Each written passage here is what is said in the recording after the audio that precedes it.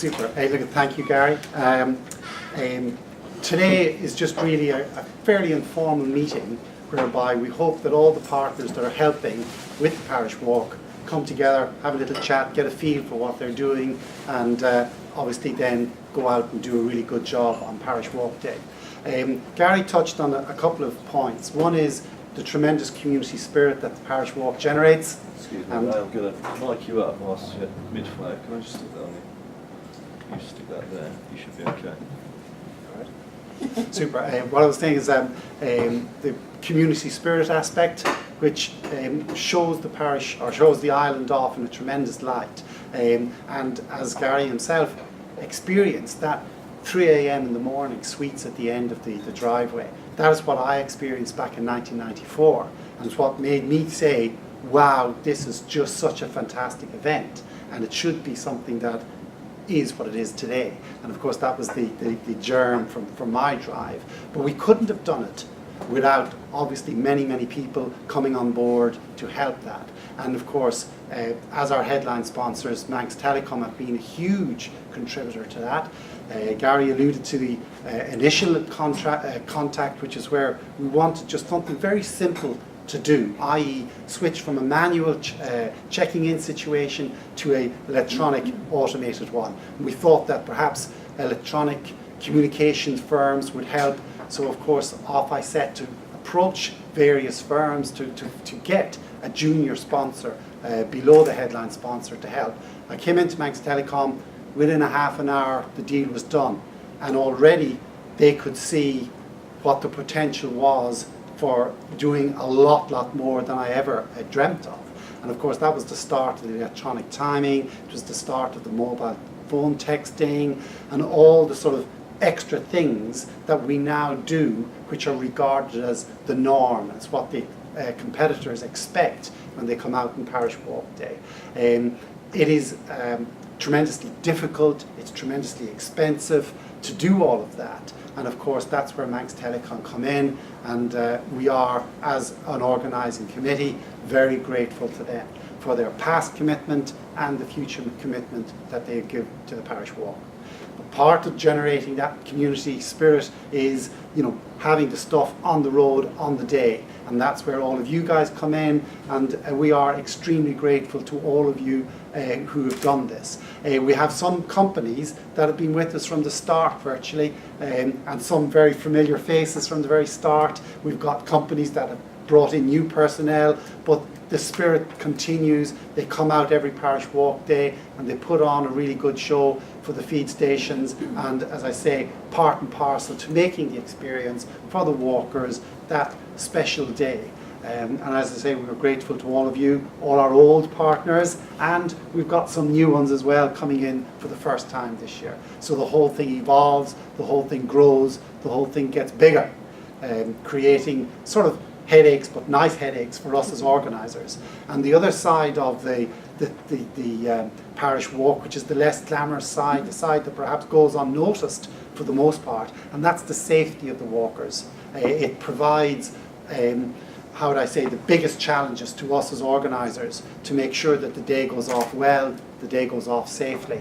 And we spend a lot of time, a lot of hours talking, planning, going out meeting people, DOI, whatever, to make sure that it all happens. But of course it's very much under the surface. So when people wonder about the evolution of the Parish Walk, what's new this year, what's the big thing, and obviously we will come to that in a second, which is the more visual improvement of the Parish Walk.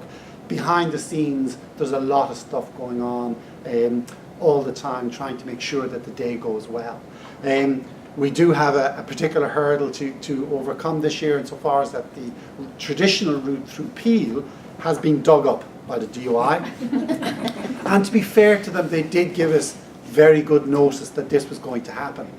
But of course I'm the eternal optimist, and I figured that they probably wouldn't get around to doing it by Parish Walk Day, so we'd be fine. You must remember that I've been under notice that the finish on the promenade is likely not to be there every year for the last, well, 2 years. So of course I felt, oh, it'll never happen. But yes, they have been true to their word. They have dug up the normal route, so we will have to take a slight detour through Peel. But in order to keep the the challenge, i.e. the race, the same race, and obviously we do have a record holder with us in the room today, and if there are some people who would be thinking about walking a record. So we have to keep the route exactly the same length, and our proposed alterations will make a 2.5 metre difference. So we bring the start line back 2.5 metres, so we can reassure all those aspirant record challengers that the challenge, the race, the route will be exactly the same length as always. But these are the sort of things that I don't sort out by myself. I have a huge committee. Some of them are here today, sitting at the back, and they're with me every step of the way, literally, doing a lot of very vital jobs, doing jobs within roles that are very well defined now, and roles that they have grown into over the years. I think pretty much the bulk of our committee have been together since 1995, with very few alterations. So the stability that gives us a resilience to deal with the problems when they crop up. And everybody within the committee, they know their role, they know what they're doing, they work independently, come back, just say to me, it's all handled.